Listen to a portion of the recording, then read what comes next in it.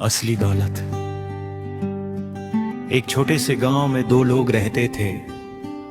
एक था अमीर सेठ रमेश और दूसरा था गरीब मजदूर गोपलू।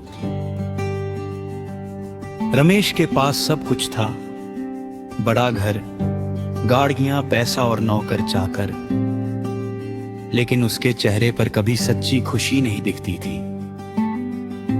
वही दूसरी तरफ गोपालू के पास कुछ खास नहीं था। एक छोटा सा झोपड़ा, दिन भर की मेहनत और 2 वक्त की रोटी। फिर भी उसके चेहरे पर हमेशा मुस्कान रहती थी। एक दिन सेठ रमेश अपने बंगले की बालकनी में खड़ा था। उसने देखा कि गोपालू अपने बच्चों के साथ हंस रहा है, खेल रहा है। रमेश को हैरानी हुई, जिसके पास कुछ नहीं वो इतना खुश कैसे। अगले दिन रमेश ने गोपालू को अपने घर बुलाया। गोपालू, तुम्हारे पास तो कुछ नहीं है, फिर भी तुम इतने खुश कैसे रहते हो? गोपालू मुस्कुराया और बोला, सेठ जी, मेरे पास कम है, पर जो है उसमें संतोष है। मेरे बच्चे मेरे साथ हैं, मेरी मेहनत की रोटी है, यही मेरी खुशी है। रमेश ने सोचा शायद इसे पैसे की कीमत नहीं पता। उसने गोपालू को एक थैली दी जिसमें सोने के सिक्के थे। ये लो, अब तुम भी अमीर बन जाओ, रमेश ने कहा। गोपालू खुश होकर घर आया, लेकिन उस रात उसे नींद नहीं आई।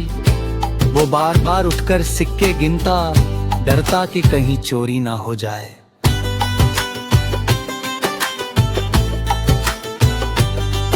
पहले जो आदमी चैन से सोता था, अब हर आवाज से डरने लगा। बच्चों के साथ खेलने की जगह वो सिक्कों की चिंता में डूब गया।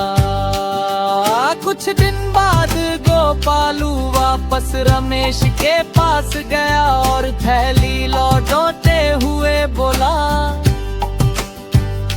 सेठ जी, ये आपके सिक्के वापस ले लीजिए। रमेश हैरान हुआ, क्यों? अब तो तुम अमीर हो गए। गोपालू बोला, सेठ जी, पहले मैं गरीब था लेकिन खुश था। अब मेरे पास पैसा है लेकिन चैन नहीं है। ये सिक्के मेरी नींद और मुस्कान छीन रहे हैं। रमेश ये सुनकर चुप हो गया। उसे पहली बार समझ आया कि असली खुशी पैसे में नहीं, बल्कि संतोष में होती है। उस दिन के बाद रमेश ने भी अपनी जिंदगी बदलने का फैसला किया। उसने लोगों की मदद करना शुरू किया, परिवार के साथ समय बिताना शुरू किया।